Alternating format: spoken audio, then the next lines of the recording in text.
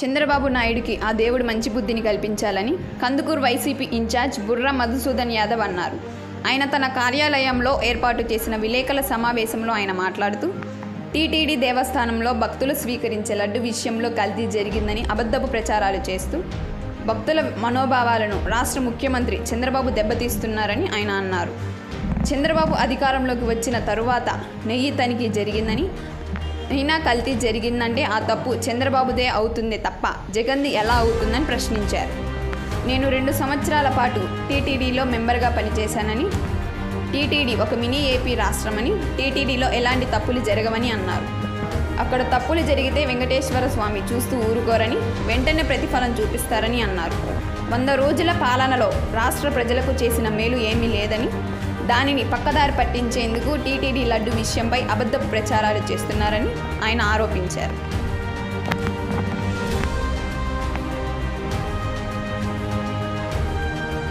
యావత్ భారతదేశం వెంకటేశ్వర స్వామిని నమ్ముతారు. పవిత్ర దేవాలయంగా అందరూ మనం పూజిస్తున్నాం. అట్లాంటి పవిత్రతను చంద్రబాబు నాయుడు గారు ముఖ్యమంత్రి హోదాలో ఉండి రాజకీయం చేస్తున్నారు. చంద్రబాబు హయాంలో ముఖ్యమంత్రిగా ఉన్నప్పుడు లడ్డూ తయారీకి ఆయిల్ నెయ్యి ట్యాంకర్ వచ్చేది. చెక్ చేసేవాళ్ళు, బాగా తీసుకునేవాళ్ళు, మళ్ళీ వాపస్ పోయేది. అదే మాదిరిగా గౌరవ ముఖ్యమంత్రి, మాజీ ముఖ్యమంత్రి శ్రీ జగన్మోహన్ రెడ్డి హయాంలో కూడా చెకింగ్ అవుతుంది, వాపస్ పోయేది బాగానేది, మళ్ళీ వస్తుంది. చంద్రబాబు నాయుడు గారు కావాలని ఉద్దేశపూర్వకంగా రాజకీయ లబ్ధి కోసం 3 నెలల పరిపాలన ప్రజలు తిరగబడతారని చెప్పి ఆయన ముఖ్యమంత్రి అతివృష్టి, అనావృష్టి. అతివృష్టి వచ్చి విజయవాడలో ఫ్రెష్ కావచ్చు, ఇస్తున్న హామీలు నెరవేర్చకపోవచ్చు. ఈ రకరకాలలో 3 నెలలకే మసగ పారిపోతామని చెప్పి ఏం చేయాలి అర్థం కాని స్థితిలో తిరుమల లడ్డుని రాజకీయంగా వాడుకోవాలని చెప్పేసి లడ్డు తయారీలో పంది నూనె ఇంకా ఏదో బరువులీన ఏదో కలిసిందని చెప్పేసి నేను అది వినలేదు.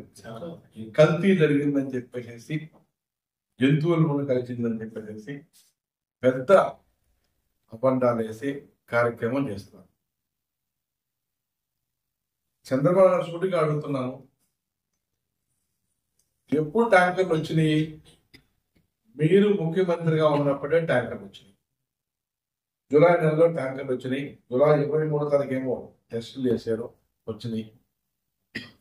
మీ హయాంలో జరిగినాయి కదా, మీరు ఆపచ్చు కదా. ముఖ్యమంత్రి మీరే ఉన్నారు, మీరు ముఖ్యమంత్రి ట్యాంకర్లు వచ్చినాయి, ఆపచ్చు మీరు. అది చేయకపోగా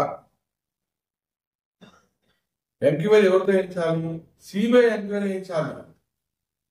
సిట్ అని చెప్తున్నాం. నీ గవర్నమెంట్ లో పనిచేసే ఆఫీసర్లతోనే మీరు సిట్ వేసేసి ఎంక్వైరీ చేస్తే నీకు అనుకూలంగా ఇస్తారు.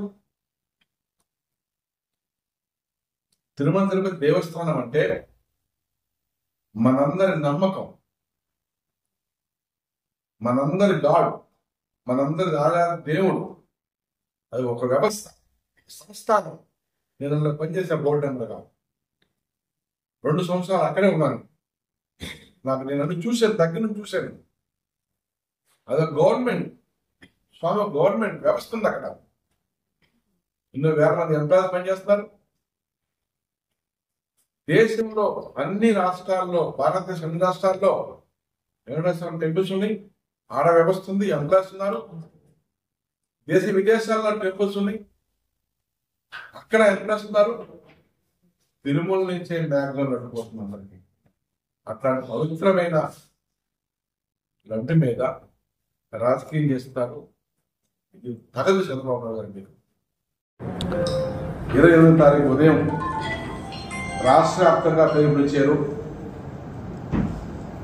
రాష్ట్ర వ్యాప్తంగా అదేవిధంగా కందుకూరు కాన్స్టిట్యున్సీ అన్ని పంచాయతీలు మరియు టౌన్లో వైఎస్ఆర్ కాంగ్రెస్ పార్టీ శ్రేణులందరూ కూడా పిలుపులు జరుగుతుంది. అన్ని దేవాలయాల్లో చంద్రబాబు నాయుడు గారికి మంచి బుద్ధిని ప్రసాదించాలని, ఇట్లాంటి దుర్మార్గ కార్యక్రమాలు చేయకుండా, రాజకీయ దురుద్దేశంతో చేసే కార్యక్రమాలు చేయకుండా ప్రజలు మంచి గవర్నెన్స్ ఇచ్చారు. ప్రజలకు ఇచ్చిన హామీలు నిలబెట్టాలని చెప్పేసి మంచి బుద్ధిని ప్రసాదించాలని చెప్పి ప్రతి దేవాలయంలో వైఎస్ఆర్ కాంగ్రెస్ పార్టీ శ్రేణులందరూ కూడా దేవుని ప్రార్థించాలని చెప్పి మనస్ఫూర్తిగా కార్యకర్తలందరూ కూడా మేమందరం కూడా ముందుగా ఖండిస్తున్నాం. ఎందుకంటే తప్పు జరిగిందంటే లోతుగా అధ్యయనం చేసి ఎంక్వైరీ చేసి బయట తీయాలి. సిబిఐ ఎంక్వైరీ చేయాలి, బయటికి తీయాలి. నిజంగా జరుగుంటే దోగులు శిక్షించాలి, ఎవరు తప్పు చేసుకుని శిక్షించాలి. అది కాకుండా ఏదో టెస్ట్ చేసి వచ్చేసిందని చెప్పి పేపర్ దగ్గర పెట్టేసుకొని ముఖ్యమంత్రి హోదాలో సీట్లో కూర్చొని నువ్వేదో నోటీసులు మాట్లాడేస్తే ప్రజలకు మనం ఏం సంకేతాలు ఇస్తున్నాం? దేవుడి మీద ఒక నమ్మకం అనేది మనం పోగొడుతున్నాం. సాధారణంగా చెప్తే వేరే ఉండదు, ముఖ్యమంత్రి చెప్పాడంటే మనం ఏం సంకేతాలు ఇస్తున్నాం? రాజకీయం చేయొద్దని చెప్పేసి చంద్రబాబు నాయుడు కోరుకుంటున్నాను. ఎందుకంటే స్వామికి అన్ని తెలుసు. ఎంతటి వారైనా తప్పు చేస్తే శిక్షార్హులే, శిక్ష వేస్తాడు ఆయనే, మనం చూసాం.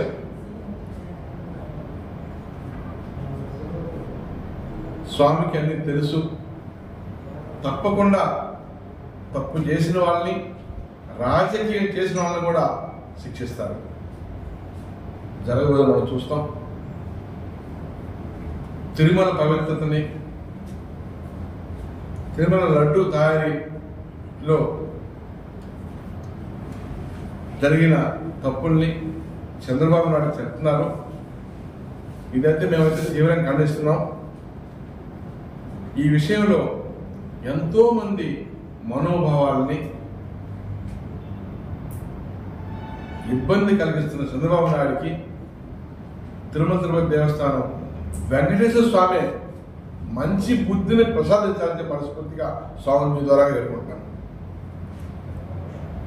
ఎందుకంటే ఆయనతో పెట్టుకున్న ఎవడు బాగుపడలేదు. నాకు తెలిసిన అయితే నేను ఇక్కడ నా ఆఫీస్లో చూడండి, ఇది మీకోసం పెట్టింది కాదు. ఈ ఆఫీస్ స్థాయిలో రోజు నేను పెట్టుకున్నా. అంత భక్తుల్ని నా కొడుకు పేరు వెంకటు లక్ష్మీనారాయణ, స్వామి పేర్లు పెట్టుకొని స్వామి సేవ చేయాలని చెప్పి మంచి ఉద్దేశంతో సేవ చేశాను. నాకు తెలిసిందే కనిపించలేదు. నేను 2 సంవత్సరాలు అక్కడ కొండ మీద ఉన్నా, ఇట్లాంటి కార్యక్రమం ఎక్కడ నాకు కనిపించలేదు.